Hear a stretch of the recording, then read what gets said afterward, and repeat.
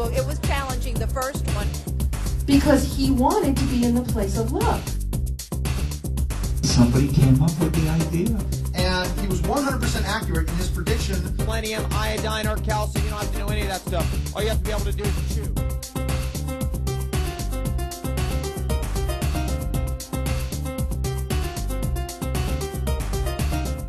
Let me just start. Actually, I'll start at this end and see if I can just kind of come all the way down here, just by way of introducing some folks here. This first gentleman, which I hope to be a regular on the panel in the future, he is. I have nothing but respect for the people that are working psychics here, or I'm sorry, not psychics, but intuitives. I guess it's a more politically correct term. I've had a reading with him. My wife's had a reading with him. He does some fantastic work. He works on a number of multi-dimensional realms in his work, so you'll have a chance to see him later on today. So please let me introduce Christian.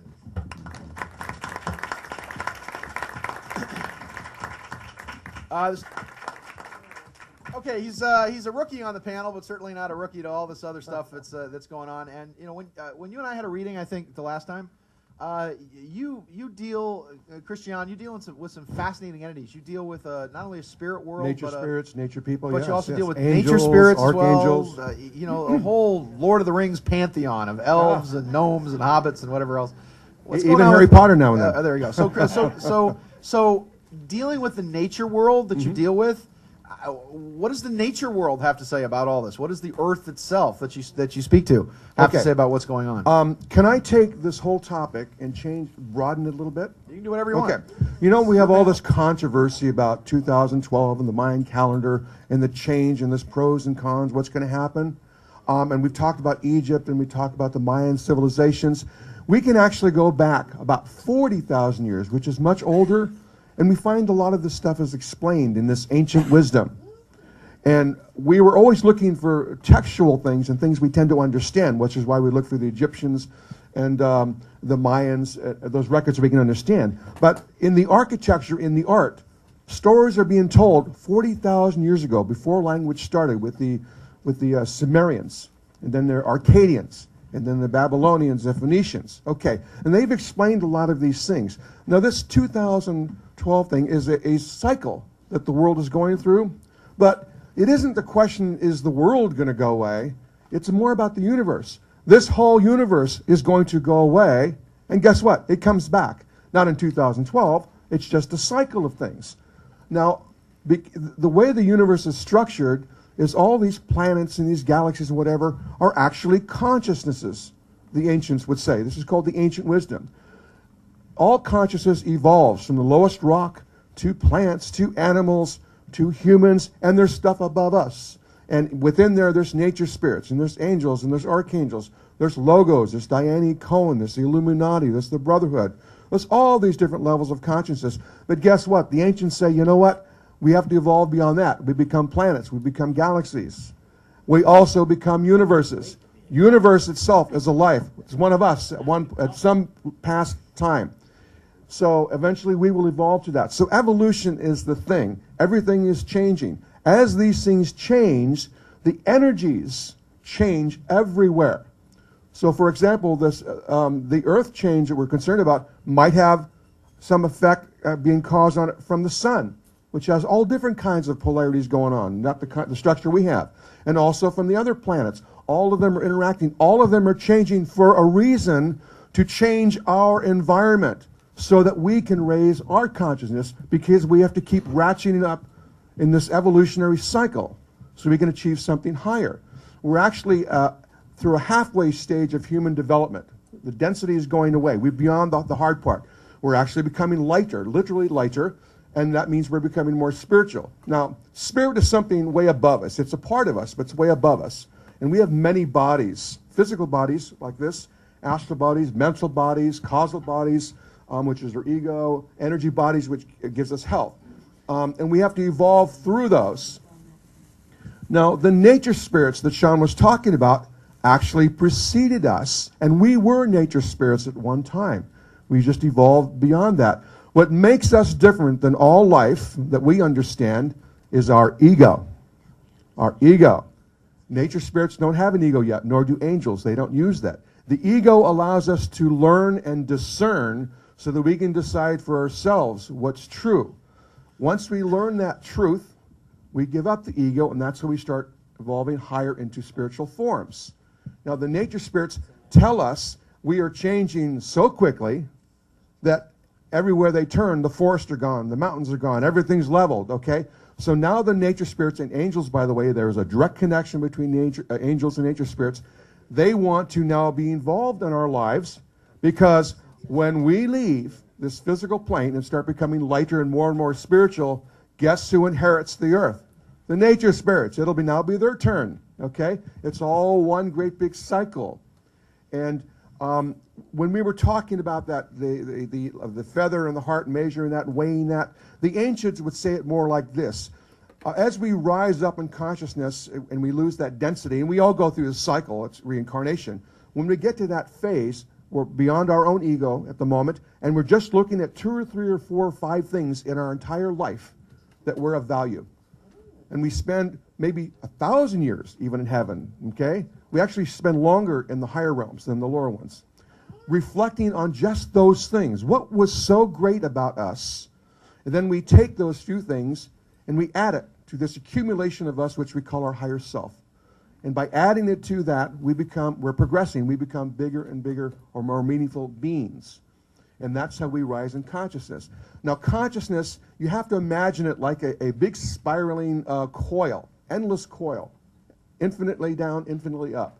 We only look at segments of it.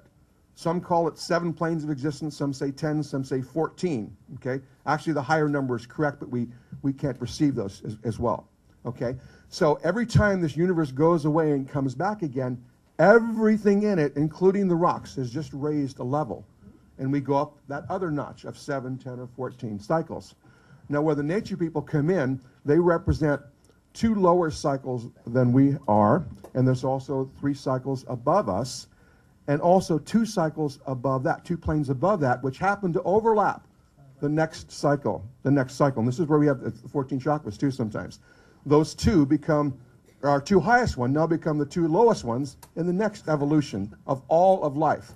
So we're like a grain of sand in existence. It isn't just about us. There's life higher than us, believe it or not. Okay? Have you seen this? Okay. And we're just like one of those grains. What distinguishes us is we know we're this grain of sand and we're very concerned about it. Okay? And so as we evolve and we lose the ego, we're no longer concerned about ourselves. That's where we become one. Once the ego goes away, that's when we become one. That's the nirvana. Okay? And that's what we're trying to do. We're trying to move forward because that's called progress, and that's the definition of life from the ancients. It's also part of the Trinity, will, the wisdom, and the action of the absoluteness, or God, if you prefer. Okay? But that movement, that progress is what life is. It's also called the feminine. Okay? So we are designed inherently to progress, and that's how we will all succeed. But there is no ending point. It's just progress. It goes on and on and on. And there will be a time when you will be a universe yourself. There you go. Christian, ladies and gentlemen. And, That was great. I liked it. I don't know if you did. okay, Christian, you got something to say? Yeah, a couple things. We got lots of questions, so make it short and sweet, okay? I'm actually going to answer Michael's question. Yeah, okay. And then I'm going to come back and talk with you guys about something. You don't realize this, but I actually started computer technology back in the 1960s, ran around the world developing that and speaking to other countries, introducing the technology. Okay. I have something to add, long before him. Okay, Michael, life evolves through stages, as I mentioned. One of those stages of development was an Atlantean stage. There was a consciousness that applied to the whole world that was Atlantean. And right now, and the Hindus name these stages, and we're in what's called an Aryan stage now. Everybody's sort of in the same boat. Everybody was in an Atlantean stage, and that's where we developed emotions. That's where we learned art, singing, beauty, how to feel, okay? Also very psychic back then. Before that stage was the Lemurian age that was mentioned up here. And the Lemurian is where we transferred, or went beyond the animal stage, starting to become more solid and more human-like. There was a Balerian and a Hyperbalerian before that. There'll be several stages beyond this stage. But what's happening now, and right now it's more of a mental stage, we're learning, getting wisdom. What's happening in the date you're talking about is we're going to start reincorporating those things we've learned. Because as we go through these stages, we forget the others, and we're focused on just that stage of development. Now we're going to start reincorporating them in and become bigger people. Now, the technology we have to worry about, guys, is nanotechnology. That's how we're going to be invaded with cyber war. Okay. Short and sweet. What do you got, Christian? Yeah. By the way, I do see your wings. They are very, very large. There you go. It's very See? distinctive This all is- the way stand from up over for here. just a second. This is one of my Yeah. ladies from my workshops, and we Look popped her- we popped look her around wings. the crook of the neck on both sides, and you'll see a grayish-white blur. Okay. There you go. But It works. in I'm telling time, you, if you it look works. at the right angle, you Come start to my seeing thing, I'll color, give and you the guys color will some mean wings. something. Well, actually, you're raising that. And by the way, as you believe in angels, that grows and grows and grows, and it's falling over your shoulders, and that's why it looks like wings. When you get to be about 70, just about my age, people will start calling you angel because they're psychically sensing that. Now listen, this technology that we're talking about is very, very microscopic, this nanotechnology. It's actually, we're talking about machines. Those are machines, okay? They have a purpose, they do things. It's just very much like transistors back in the 60s, okay? So we're building these little machines to do specific things, and the medical field is where we'll use them the most because we want that. And by the way, this singularity you're talking about, it's going to be our choice. We're deciding to do that. So within 100 years, this will all come about. But we're deciding we want all these improvements. And it also tends to be cheaper, more efficient to go that way. So we're causing this unity, and if we don't like it, of course, that's our problem. But no one's imposing it on us. We're going to do that. Just to wrap this up, why don't you comment on it? And I need a parting shot. I need about 1 minute or so. Just a wanna parting add shot of what you want to say. What do people right now? Ancient prophecies, modern predictions. What do people need to know right now from you? Go. What they need to know right now is that we're changing again. I mentioned that when we started from the ego stage to a higher stage, we have to start thinking now about unity.